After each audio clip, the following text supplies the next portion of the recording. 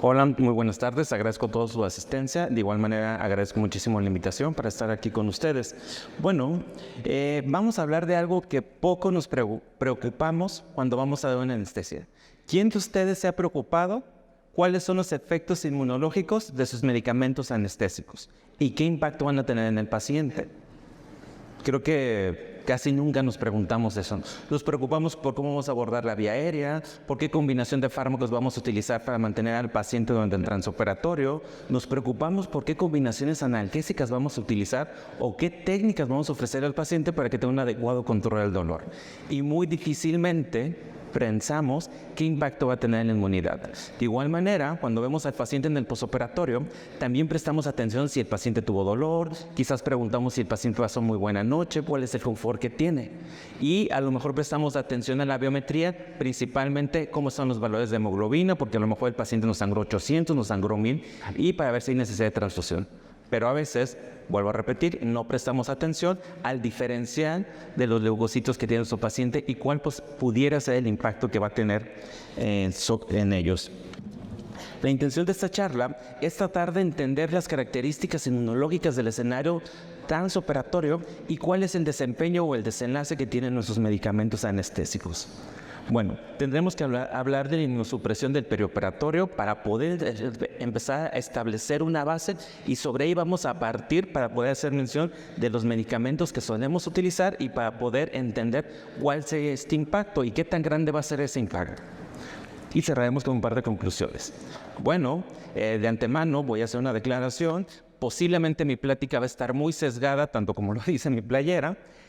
Y como me presentó el doctor, yo tengo formación de oncólogo, entonces de todos los escenarios perioperatorios o quirúrgicos que existen, donde más se ha investigado qué pasa con respecto a la inmunidad y anestesia, es sin duda el escenario oncológico. Pero mi plática les prometo que no va a estar dirigida completamente a onco. Bueno, ¿qué pasa cuando un paciente va a ser llevado a un escenario perioperatorio? Va a estar expuesto a un sinfín de insultos o diferentes factores que lo van a estar agrediendo. Obviamente el más importante, el que ubicamos todos, es la agresión quirúrgica, que hagan la incisión sobre la piel y la manipulación que va a estar percibiendo el paciente. Pero también hay otras cosas que impactan en la inmunidad, desde qué estrés psicológico tiene mi paciente. Ustedes, o hagan memoria si alguno de ustedes ha sido intervenido quirúrgicamente, ¿ustedes creen que los pacientes que llegan a quirófano llegan completamente tranquilos y plácidos como si nada estuviera pasando? No, todos los pacientes, aunque sea una cirugía electiva, vienen con algún grado de temor. ¿Me va a ir bien? ¿Cuántas veces no nos topamos que a lo mejor los pacientes no le tienen tanto miedo a la cirugía, sino le tienen miedo a la anestesia porque a lo mejor no voy a despertar o porque la comadre me contó que le pusieron un piquetito en la espalda y le quedó un dolor para toda la vida? Bueno, entonces los pacientes no solamente se van a enfrentar al estrés quirúrgico, se van a enfrentar a un estrés psicológico por el escenario perioperatorio, por saber cómo me van a ir. Los pacientes son despojados de su ropa, e inmediatamente que son despojados de su ropa se visten con una bata muy pequeñita y llegamos a un ambiente que está frío, que quiere decir que los pacientes también empiezan a perder temperatura y esos escenarios de hipotermia también van a impactar en la inmunidad. Entonces hay un sinfín, que en un momento más los vamos a listar, de agresiones que va a empezar a recibir el paciente y que cada una de ellas va a tener un desenlace en la inmunidad. Otra muy importante, ¿qué creen que sea? La presencia del dolor. Por eso es que el control del dolor en el perioperatorio se ha vuelto algo muy fundamental en todo manejo perioperatorio. Bueno, también cuando el paciente recibe esa agresión quirúrgica que está señalada aquí con ese bisturí, por toda la manipulación que pueda tener, va a haber una activación en el sistema inmunológico. Y esto lo podemos resumir que va a haber una sobreexpresión de ciertas sustancias en ese contexto. Va a haber una sobreproducción de interleucina 1, sobreproducción de interleucina 6, que van a ser siempre las malas de todo este cuento. Va a haber una sobreproducción del sistema de la ciclooxigenasa, que esto termina desencadenando en mayor producción de prostaglandinas y que eso tendrá un impacto en la inmunidad. También va a haber un mayor aumento del factor de necrosis kappa y la suma o la sobreexpresión de esas sustancias que no va a estar completamente regulada van a poder tener un impacto en esa diapositiva si está dirigida completamente a la entidad oncológica. Que aquellos pacientes que tengan células tumorales residuales tendrán una mayor motilidad, tendrán una mayor capacidad de invasión y una mayor capacidad de proliferación. Pero también durante el transoperatorio puede haber situaciones de hipoxia tisular, porque a lo mejor no estamos oxigenando adecuadamente el paciente no tiene adecuadas condiciones de transportar el oxígeno o de poder compartirlo, o lesiones de hipoxia tisular completamente locales por la manipulación quirúrgica. Cuando las células registran esta hipoxia, la forma de responder a ellos es a través de una sobreproducción del factor inducible por hipoxia, que es una respuesta normal, y también del factor de crecimiento endotelial vascular, con la finalidad de esas células de protegerse, de incrementar la capacidad de angiogénesis, que les llegue nuevamente sangre y para poder sobrevivir a ese entorno de hipoxia. Esto se va a traducir a una mayor angiogénesis. Y como tercer punto, el dolor. Que un paciente tenga dolor va a haber una sobreproducción de cortisol y catecolaminas. Esas dos sustancias van a impactar directamente en las células de la inmunidad celular, principalmente en las natural killer y también en las células T, que estaremos mencionando mucho más adelante. Entonces yo tengo que imaginar que cualquier estímulo, cualquier factor que esté agrediendo a mi paciente va a ser una sumatoria de sobreproducción de ciertas sustancias e inhibición de otras, y que impactarán en algún nivel del sistema inmunológico. Siendo muy puntuales sobre el sistema celular, tendremos principalmente mayor impacto sobre las natural killer y secundariamente sobre los linfocitos T. En esta diapositiva, la finalidad de esta es lo mismo, hacer conciencia de que van a existir diferentes factores que van a estar agrediendo constantemente al paciente, y que todo ello va a resumirse en un impacto. Bueno, un paciente va a tener mayor sobreproducción de sustancias, principalmente, ya les mencionaba hace un momento, la interleucina 1 y el factor de necrosis tumoral alfa. Estas dos citoquinas que van a estar produciéndose van a impactar, y obviamente tendrán grado o tendrán relación la sobreproducción con el grado de cirugía. Cirugías muy pequeñas, que no hay tanta manipulación, pues a lo mejor no va a haber una sobreproducción muy significativa. Pero aquellas cirugías mayores, y principalmente el escenario abdominal, la sobreproducción va a ser completamente significativa, y tendremos muchos impactos en todo cualquier sistema, en el sistema endocrino, obviamente el fin de esta plática, en la cuestión inmunitaria y también los hematológicos. Esto, particularmente la interleucina 6, va a ser el principal mediador de la respuesta de la fase aguda en el posoperatorio.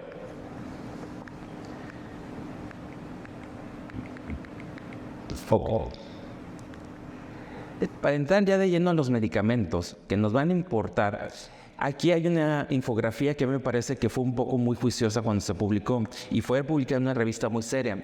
En el año 2017, en Anestesia y Analgesia, publicaron esta infografía que de manera muy tajante nos dijo: de todos los gruesos de medicamentos que utilizamos en el transoperatorio, hay buenos y hay malos en cuestión de la inmunidad, dejando en el lado negativo o dejando muy mal parados en ese momento a los anestésicos volátiles y a los opioides, diciendo que aparte de los efectos anestésicos que ya conocemos o por los cuales utilizamos, van a tener una activación o producción de ciertas sustancias, los halogenados principalmente con el factor de crecimiento similar a la insulina, y también favoreciendo la sobreproducción del factor inducible por hipoxia.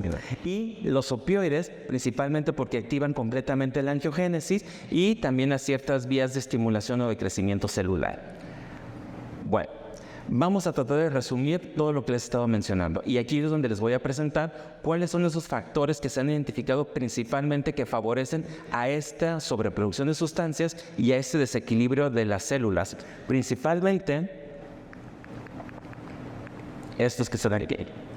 La cirugía, obviamente toda la manipulación quirúrgica. En segundo lugar, que el paciente tenga dolor, y algo muy importante, a lo mejor nosotros podemos invertir en toma de decisiones de qué medicamento les voy a ofrecer a mi paciente en el transoperatorio para que no tenga dolor, pero eso tenemos que darle continuidad en el posoperatorio, porque si descuidamos el posoperatorio, en cualquier momento que mi paciente tenga un descontrol del dolor, inmediatamente se va a activar toda esta cascada de la inmunidad celular y humoral. Entonces es importante que muchas veces todas las guías de manejo de dolor perioperatorio dicen las estrategias idealmente se tienen que iniciar de forma preoperatoria, para así tratar de prevenir que en todo el escenario perioperatorio, tanto en el tras y de igual manera en el post, el paciente no presente dolor.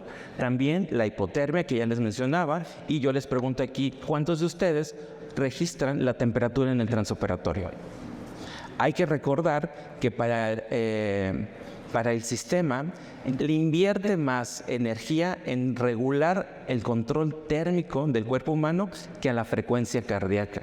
Entonces, si el cuerpo le invierte más a esto, pues tendría que ser algo que tendremos que siempre monitorizar. Llega el paciente, poner un termómetro y estarlo registrando durante toda la cirugía. Aparte, por norma oficial mexicana, si le prestamos atención, todos siempre nos dicen que la temperatura tiene que ser monitorizada y tiene que ser registrada. ¿Cuántos de los pacientes saben cuál es la incidencia de hipotermia al final de las cirugías? Va a ser la complicación más esperada. Mínimo está reportado del 72% y la incidencia más alta en algunos autores la reportan hasta el 97%. ¿Qué quiere decir? Que prácticamente todos los pacientes, la complicación que siempre se va a presentar es la pérdida de temperatura. Las transfusiones, que es algo muy controversial, hay que recordar que esto termina siendo un trasplante. Tendremos que investigar en el hospital donde estamos trabajando cómo son preparados esos paquetes, si es un paquete leucorreducido o no es un paquete leucorreducido, porque la cantidad de células que pueda tener un paciente va a ser la estimulación que va a recibir el sistema inmunológico y eso ya nos puede traer un desequilibrio. Y también, como aparece en la diapositiva, se ha asociado que los anestéticos volátiles pudieran tener ese papel que impacte en la inmunidad, que también es algo muy controversial, porque yo les pregunto, imagínense que ahorita de tajo nos quitaran el uso de un anestésico inhalado, pues no sería tan benévolo, nos van a empezar a quitar armas. Ok, todos estos factores que están enlistados en este cuadro amarillo van a tener una sobreproducción de todas esas sustancias que están ahí enlistadas. Ya les decía, la interleucina C, la interleucina 1, el factor inducible por hipoxia, que es uno de los más importantes, la presencia de catecolaminas, que tiene un impacto directo sobre las natural killer, y así como están todos esos enlistados. Pero ¿qué pasa con la inmunidad celular? Bueno, en la inmunidad celular tendremos un impacto sobre la actividad de las natural killer y aquí hay que tener cuidado porque al principio que se empezó a reportar esto, se creía que los anestésicos inhalados disminuían el conteo celular de las natural killer. Hoy sabemos que eso no pasa, simplemente se compromete la actividad citotóxica y que esta inmunidad en la disminución de la actividad citotóxica está registrada hasta por 7 días después del posoperatorio. También va a haber un incremento de la relación neutrófilo-leucocito. Y si prestamos atención a artículos recientes, cada vez aparecen más guías o escalas que nos dicen que tendremos que prestar cierta interpretación a estos, porque se han asociado que un desequilibrio, principalmente en la relación neutrófilo-leucocito, puede asociarse a esa inmunosupresión. Y lo más importante, esa relación que existe en los linfocitos T, recordando que una de las primeras líneas de defensa bajo un estado de inmunidad celular son la capacidad de poder combatir sobre los linfocitos. Bueno, la unión del desequilibrio de estas dos partes pues va a traer con nosotros, o como efecto secundario, el quiebre inmunológico en nuestra población. Hay que recordar que eso se puede presentar en cualquier momento del perioperatorio, no solamente que se establezca en el transoperatorio. En el posoperatorio también el paciente puede tener dolor, puede tener con estrés. De hecho, si prestamos atención, muchas guías que miden la calidad de un manejo anestésico cada vez hacen mayor referencia. Sí, qué bueno que se preocupan por el dolor, pero hay más variables que se tienen que prestar atención, como por ejemplo, el paciente la primera noche después de la cirugía logró descansar. ¿Cuántas veces o cuántos de ustedes les preguntan a sus pacientes si la noche previa a la cirugía realmente descansaron? Muchas veces no pasa eso. ¿Por qué? Porque los pacientes están estresados. ¿Qué me va a pasar mañana? Porque estoy en ayuno, porque tengo preparación intestinal o incluso mi patología me está condicionando dolor. Los pacientes ya llegan con un desgaste en el sistema.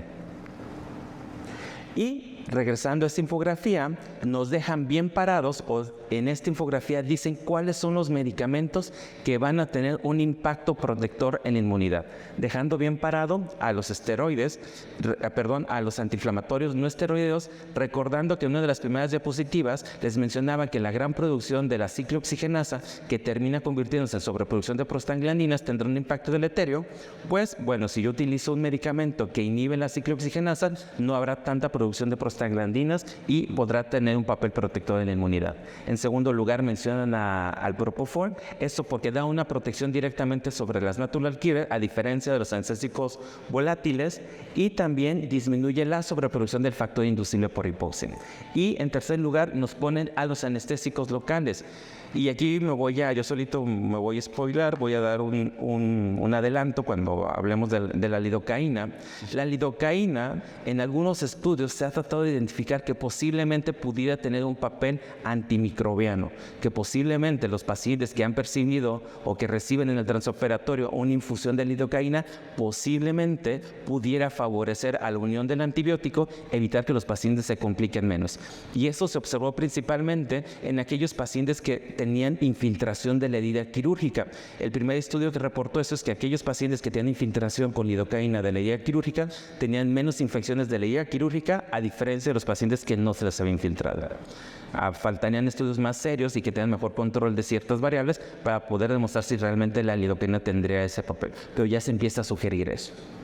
Bueno, y también si prestamos atención, cuando se publicó este artículo, nos decía, las técnicas endovenosas a base de propofol, que fue uno de los medicamentos que en el 2007 ya se enlistaba como que daba esa inmunoprotección, nos dice, puede tener muchísimos beneficios a diferentes niveles, y uno de ellos, como aparece ahí arriba, es el sistema inmunológico. ¿Qué quiere decir? Que aquellos pacientes que son anestesiados con una técnica endovenosa a base de propofol tienen los beneficios porque hay menor producción de radicales libres, hay menor producción, tiene capacidad antioxidante, de capacidad antiapoptótica y antiinflamatoria.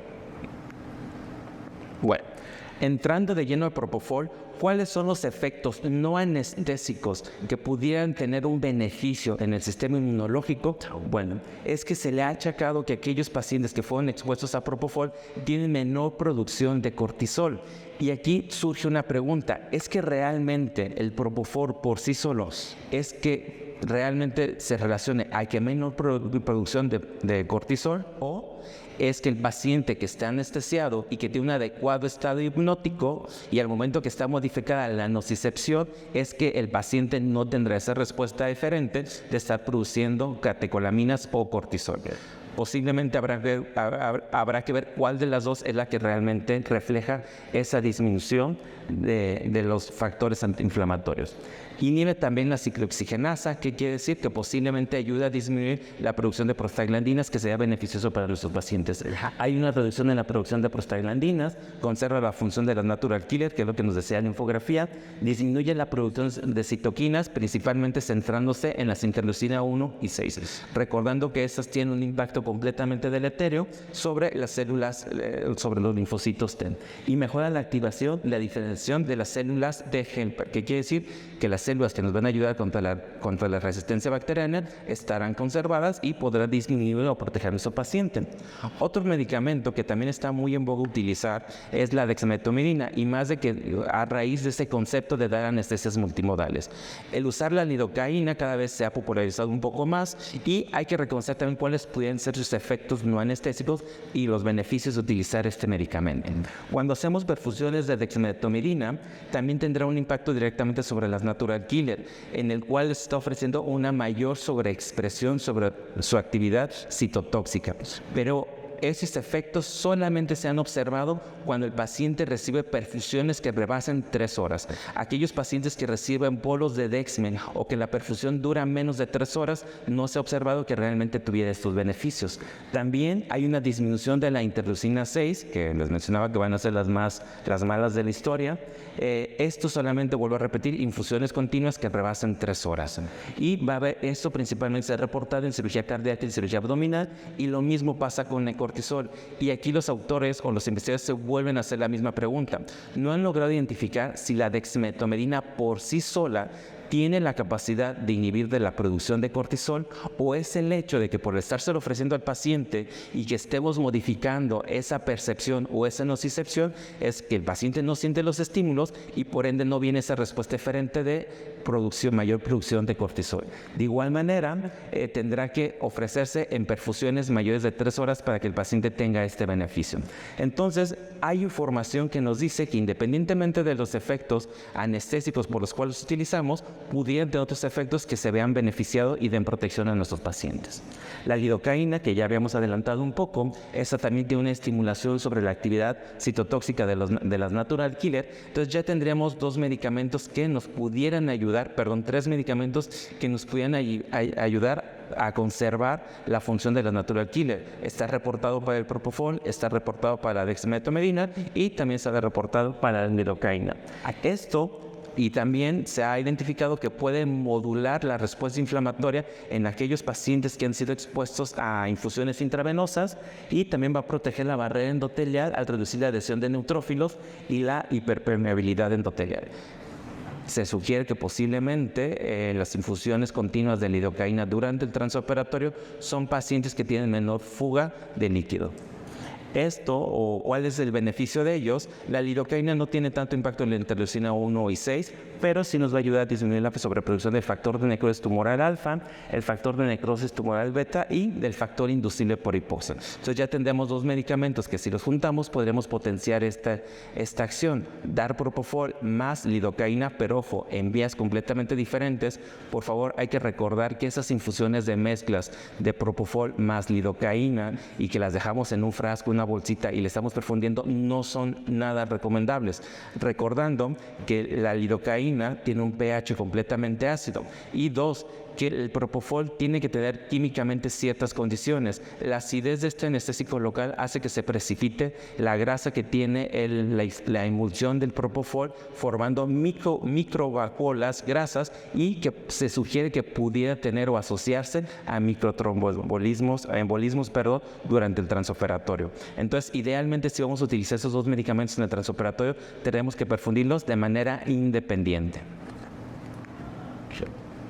Bueno, la lidocaína, en este artículo nos representan qué pasa principalmente con el factor de necrosis kappa y el factor de necrosis tumoral alfa. Aquellos pacientes que fueron expuestos a la lidocaína, el beneficio de dar protección a la disminución de estas sustancias se observó no durante el transoperatorio, sino en la fase de recuperación de los pacientes. Quiere decir que en el posoperatorio, a las 2 horas después del tratamiento y hasta las 24 horas, podemos observar en la primera gráfica los recuadros negros cómo tiene una mayor producción de esta sustancia a diferencia de aquellos pacientes que no fueron expuestos a una infusión de lidocaína. Lo mismo pasa con el factor de necrosis tumoral alfa, que también se observa principalmente hasta las 24 horas posterior a la administración de este fármaco.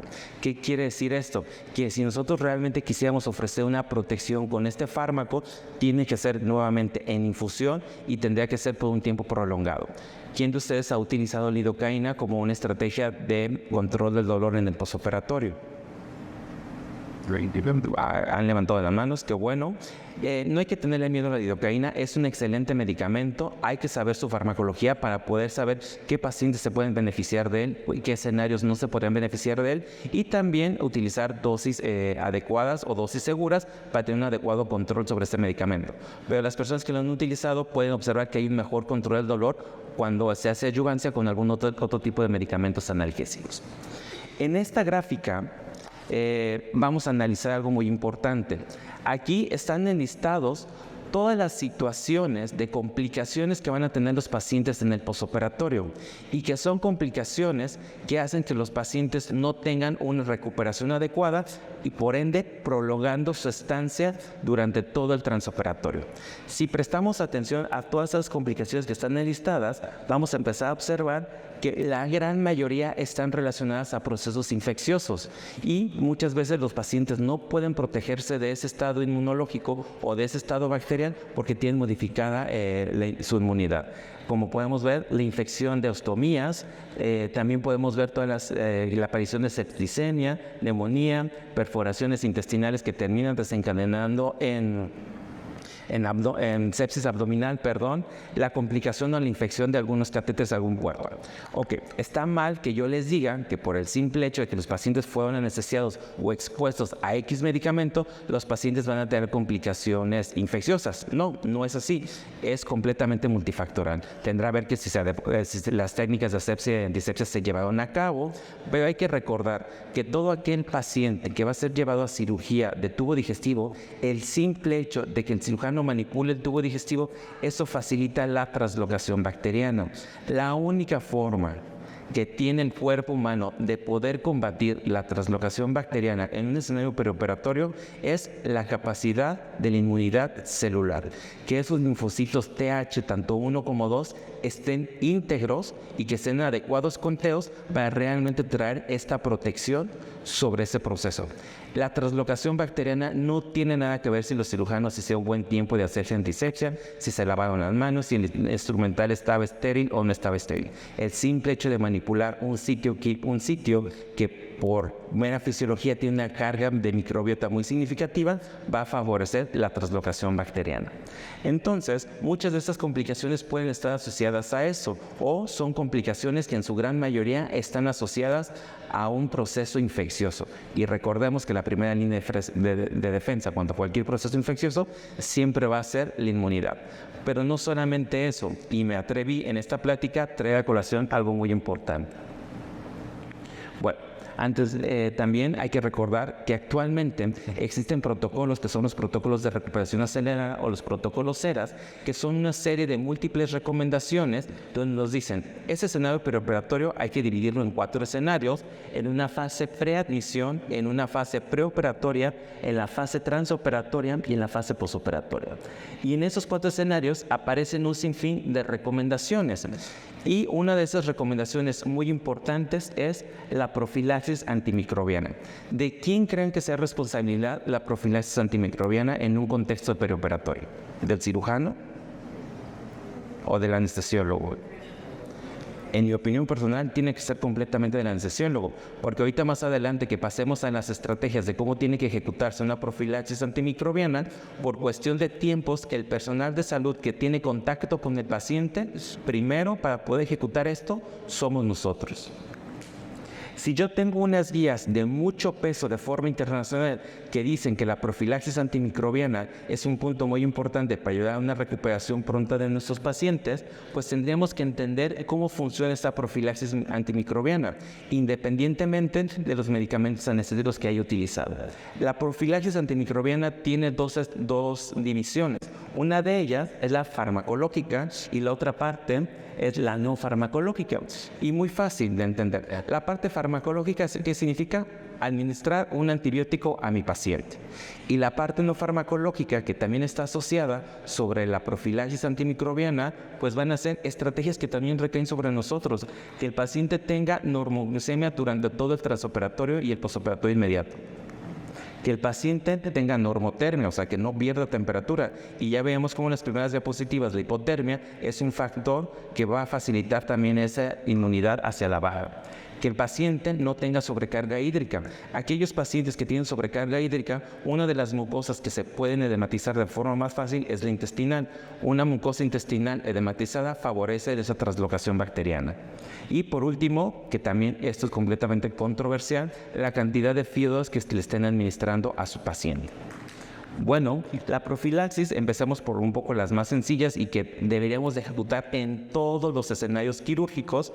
Pues bueno, es la normoglucemia. ¿Cuántos de ustedes tienen la rutina de estar midiendo la glucosa de sus pacientes? Y sobre todo cuando son cirugías de carácter mayor y esas son abdominales, que es donde está más presente la translocación bacteriana. Y oh sorpresa, cuando revisamos las guías internacionales que marcan estas pautas, como la Organización Mundial de la Salud, no nos dice que el estándar tenga que ser 180. ¿De dónde sale ese 180? 180 es un parámetro arbitrario que tomaron hace muchos años muchísimas guías porque es el umbral del riñón a la glucosa. Nada más, no tiene ningún sustento de realmente si ese 180 se asociaba o no a la presencia de infección en el posoperatorio. Es 150 el punto de corte de umbral para asociarse a un paciente en un escenario preoperatorio. Ese descontrol glicémico va a favorecer o va a dar potenciar una infección bacteriana. 120 para solamente un escenario muy puntual y de cirugía mayor. Para cirugía de hígado estrictamente tiene que ser 120 el punto de corte.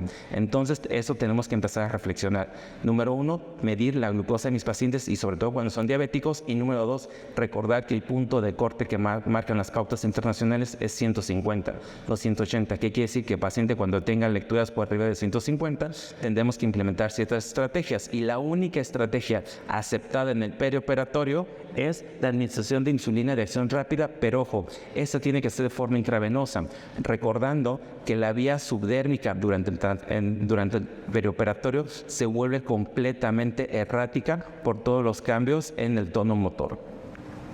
En segundo, la normotermia. Hay que reconocer que por definición la temperatura siempre se tendrá que mantener por arriba de los 36 grados. La eubolemia, ya les mencioné en su momento, se ha asociado que aquellos pacientes con sobrecarga hídrica lo que favorecen es ese edema intestinal y que hay una mayor translocación bacteriana, y secundariamente que puede también comprometer el proceso de cicatrización de la herida quirúrgica, haciendo que ésta se retarde y permitiendo que el Staphylococcus aureus, otra bacteria que contamine en el ambiente, puede implantarse y favorecer una infección en el sitio quirúrgico. Y el cuarto punto que les decía que es controversial, hay autores que sugieren que la sobreproducción de radicales libres de oxígeno va a traer consigo mismo una barrera de defensa contra la bacteria, porque esos radicales van a destruir directamente la membrana bacteriana, disminuyendo la carga bacteriana de esos pacientes. Aquí la pregunta es si realmente esa recomendación de mantener una FIO de 80 no va a estar asociada a desenlaces de complicación a nivel pulmonar. Pero bueno, ¿qué pasa con el antibiótico? Y yo siempre soy muy insistente en el hospital y con mis residentes de esto. Número 1, tendríamos que conocer cuáles son las indicaciones del antibiótico de uso perioperatorio. Y les apuesto que les vamos a llevar varias sorpresas. Número 1, tenemos que hacer una selección correcta del antibiótico.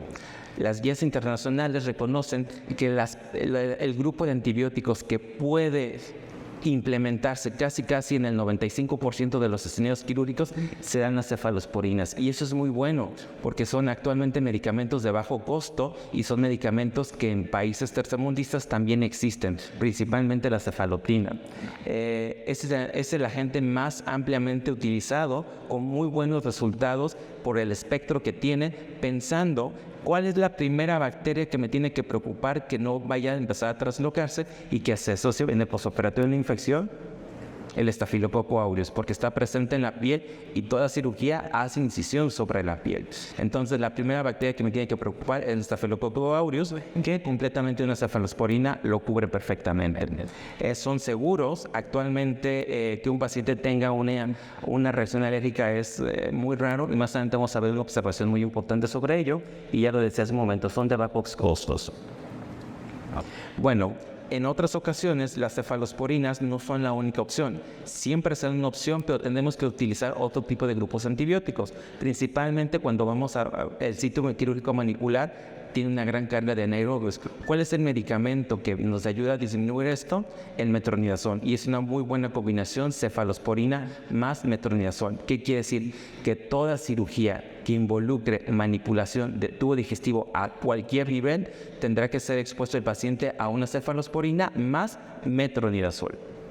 También tenemos que modificar los antibióticos dependiendo si en cada centro hospitalario cuál es el reporte de la existencia de microorganismos resistentes. Y aquí los comités de epidemiología están obligados mensualmente a tener que reportar a todo el hospital, incluyendo nosotros anestesiólogos, cómo va la resistencia bacteriana en nuestra población.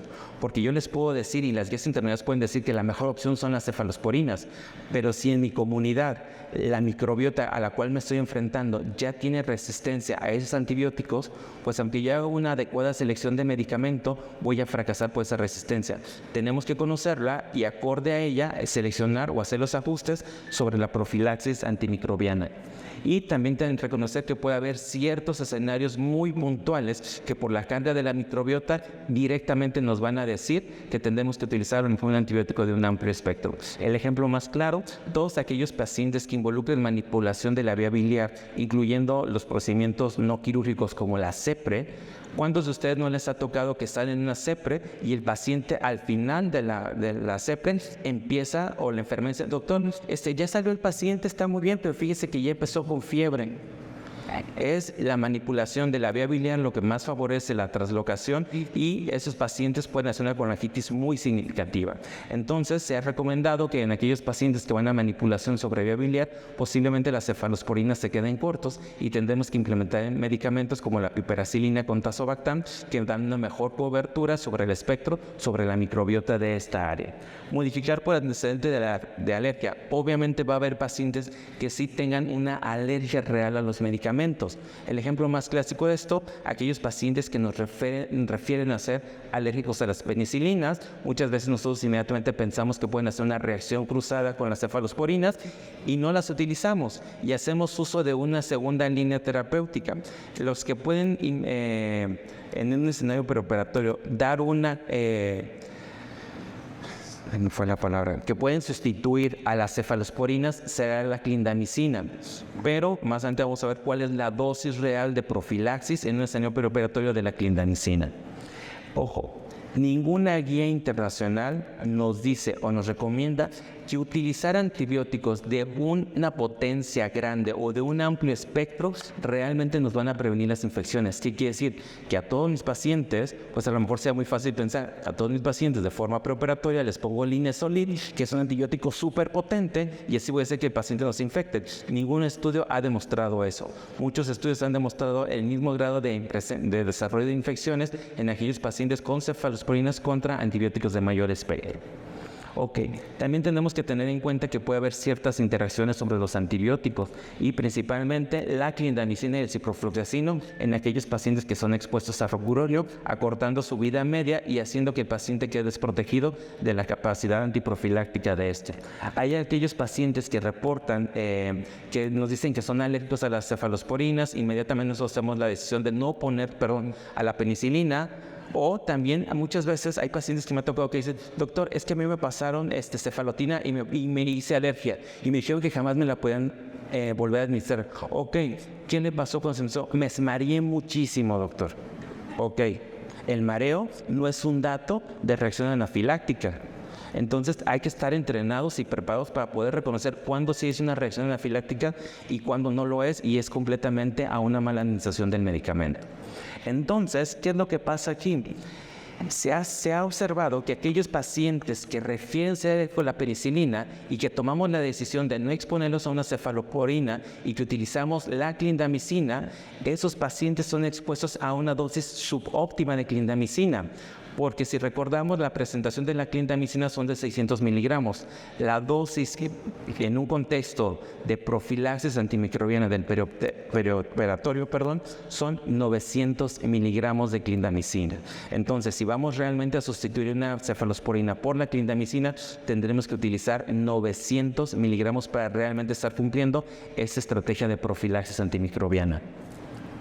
Y en muchas publicaciones han reportado que si realmente hay una incidencia tan alta de la penicilina como está, y se ha observado que entre el 85 y el 95% de los pacientes que nos refieren tener ese antecedente de la presencia de alergia, realmente no son alérgicos a penicilinas, sino que fue una mala administración del medicamento y esa persona asoció que era alérgico.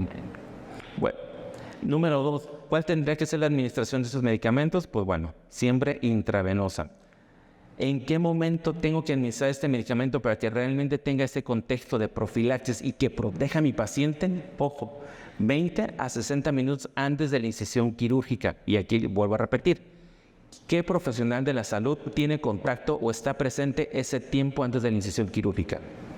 Nosotros, porque le estamos entrevistando, estamos haciendo algún interrogatorio, estamos pidiendo que nos firme el consentimiento informado, ¿no? Entonces, sobre nosotros debe de recaer esa responsabilidad de seleccionar el antibiótico correcto y que sea administrado en ese tiempo. ¿Por qué? Porque la principal complicación de que los pacientes tengan infecciones en el postoperatorio es la translocación bacteriana. Si realmente yo quiero inhibir la translocación bacteriana, necesito que haya una adecuada concentración plasmática del antibiótico para que pueda competir y luchar contra esa translocación. La única forma de asegurar eso es administrar el antibiótico antes de la incisión quirúrgica.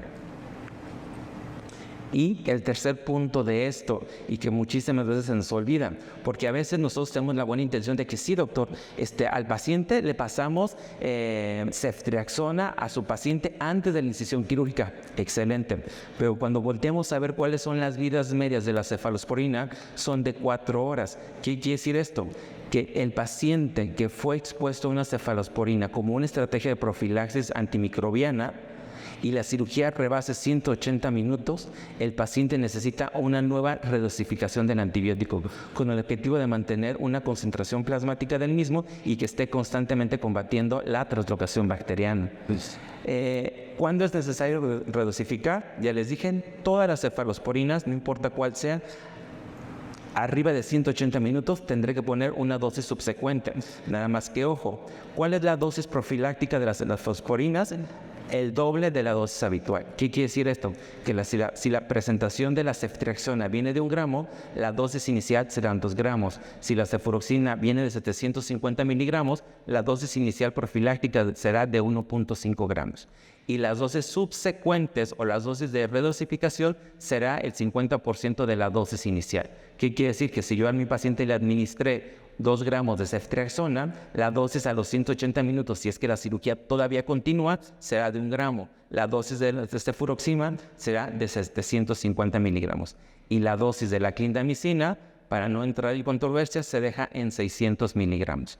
Pero ojo, no todos los antibióticos se redosifican. La cefalosporina sí. Si a mi paciente es una cirugía de tubo digestivo y yo administré 1 gramo de metronidazol, el metronidazol no se redosifica. Solamente se tendrá que administrar después de 12 horas de la dosis inicial, si es que tenemos la mala suerte de todavía seguir en cirugía. Otro escenario que también se redosifica independientemente del tiempo, cuando nosotros tengamos un sangrado en abrupto que rebase los 150 mililitros, estamos perdiendo concentraciones plasmáticas de todos nuestros fármacos, incluyendo la del antibiótico. Entonces, aquellos pacientes con sangrado en abrupto de 1500 mililitros hacia arriba, en el momento que sea, tienen que recibir redosificación de su antibiótico. No importa que haya pasado 1 hora de la dosis del antibiótico, por esa pérdida sanguínea que está teniendo y por la caída de la concentración plasmática, tendremos que nuevamente redosificar. Y otra vez, de la redosificación, volveremos a poner nuestro cronómetro, contamos 180 minutos y si la cirugía continúa, volveremos a redosificar nuestro antibiótico. Y ojo, siempre se debe tomar el tiempo 0 a partir de la infusión preincisión del antibiótico. Todos los esquemas que nos dicen de profilaxis y que cuántos días se tiene que continuar en el posoperatorio y que enfermería quiere saber porque necesita escribir en su hojita esa periodicidad de la administración del antibiótico, la dosis 0 o el tiempo 0 que tenemos que empezar a afrontar es la primera administración que tiene que ser antes de la incisión quirúrgica. Y aquellos pacientes que tengan enfermedad renal crónica, esos pacientes se pone solamente dosis inicial, pero no reciben redosificación. Bueno, ya como para conclusiones de este primer tema, tendré que tener en mente que la inmunosupresión del perioperatorio es real y 2, que es completamente multifactorial. Asociarla solamente al uso de algún medicamento anestésico pudiera ser, pero no es la única situación. La cirugía por sí sola, la manipulación quirúrgica, la hipotermia, que los pacientes tengan dolor y el hecho de transfusiones son cuestiones que si las vamos sumando van a predisponer al paciente a tener una sobreproducción de sustancias que van a impactar en la inmunidad humoral y secundariamente los 2 grupos celulares que se ven afectados, natural killer y los linfocitos T, y un desbalance en el índice de relación neutrófilo-leucocito. En segundo lugar, conocer las condiciones clínicas de mi paciente. Yo les mencionaba hace un momento, ¿cuántos de nosotros tomamos la temperatura? ¿Qué puede pasar? Puede haber ciertos escenarios quirúrgicos que los pacientes todavía no nos llegan en una sepsis ya establecida, sino van apenas en una subida. Y muchas veces el primer síntoma de aquellos pacientes que están iniciando con un proceso séptico es la elevación de la temperatura. Si yo identifico de que de forma preoperatoria un paciente tiene 37.5, 37.9, 38 de temperatura, ojo, ese paciente ya tiene una condición clínica que lo está predisponiendo posiblemente a un proceso proceso bacteriano y tendré que informar a mi cirujano. Y 2, tendré que voltear a ver si es que el paciente ya inició en urgencias o en piso un esquema profiláctico o un esquema de antibióticos. Y si no lo he iniciado, inmediatamente establecerlo también con nuestro paciente. Integrar las condiciones clínicas y la técnica quirúrgica. Si yo tengo un paciente que sospecho que tenga una inmunidad frágil, pues a lo mejor vale la pena que ese paciente no les ponga los medicamentos anestésicos que están reportados que pudieran tener un impacto deleterio. ¿Qué quiere decir? A lo mejor disminuyen la cantidad de opioides que le voy a ofrecer. ¿Cómo la disminuyo? Pues haciendo ayuvancia con otros medicamentos. A lo mejor no hago un mantenimiento de la hipnosis con un halogenado. Uso una técnica endovenosa a base de propofol para ayudar a mi paciente. Pero la única forma de poder tomar esas decisiones es integrando las condiciones clínicas de mi paciente, incluyendo los laboratoriales, y obviamente hacer una selección asertiva de los ayudantes. También, aunque la literatura me diga que posiblemente la dexmedetomidina pudiera ayudarme a tener un impacto en la inmunidad, pues primero tendría que preguntarme si el paciente está en condiciones clínicas de poder ser candidato a una perfusión de dexmedetomidina. A lo mejor el paciente tiene alguna condición cardiovascular que ya no lo haga candidato. Posiblemente el paciente, si es un paciente añoso, pues a lo mejor tendré que ser muy juicioso a qué dosis voy a estar perfundiendo este tipo de medicamentos. Agradezco su atención. No sé si hay alguna duda sobre este primer tema.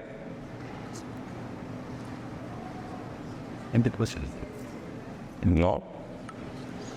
Nada más como un punto de reflexión y cómo tendré que prestar atención.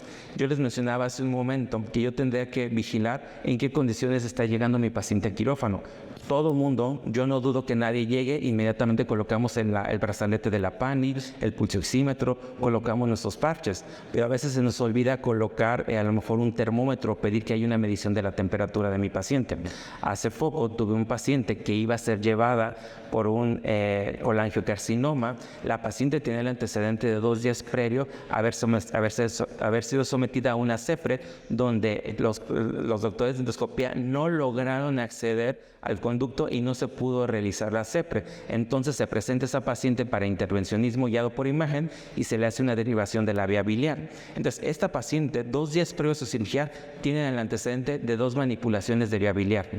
La paciente seguía hospitalizada, pero cuando llega a quirófano el día de su cirugía, la paciente, lo que me llama la atención es que ya tenía medias de 60, cuando es una paciente que no esperaría tener esa media. Y 2, la temperatura que me reporta enfermería fue de 37.5. Estrictamente, esa paciente no cumplía criterios, ni siquiera en ese momento, con respuesta inflamatoria sistémica. Pero el comportamiento durante el transoperatorio fue hipotensión. Iniciamos un vasopresor a la paciente que se mantuvo durante toda la cirugía. Terminó la cirugía y cuando terminamos, antes de la inmersión del paciente, se tomó una gasometría. La gasometría con características aceptables para asegurar una extubación exitosa. Pero lo más interesante era que los requerimientos del vasopresor seguían hacia la alta, aunque en ese momento todavía no tenía requerimientos tan elevados. La paciente se extuba, pasa a recuperación, posteriormente pasa en piso, y el comportamiento de la paciente en piso fue que fue incrementando cada vez más los requerimientos de ese vasopresor. Cuando se vuelve a hacer una evaluación secundaria de la paciente de por qué está teniendo requerimientos tan elevados, es porque la paciente, en el momento que nosotros pasó a cirugía, estaba escalando ese proceso de respuesta inflamatoria sistémica y la paciente terminó con un cuadro séptico, fuertemente por los 2 procesos previos de haber sido manipulación de la vía biliar.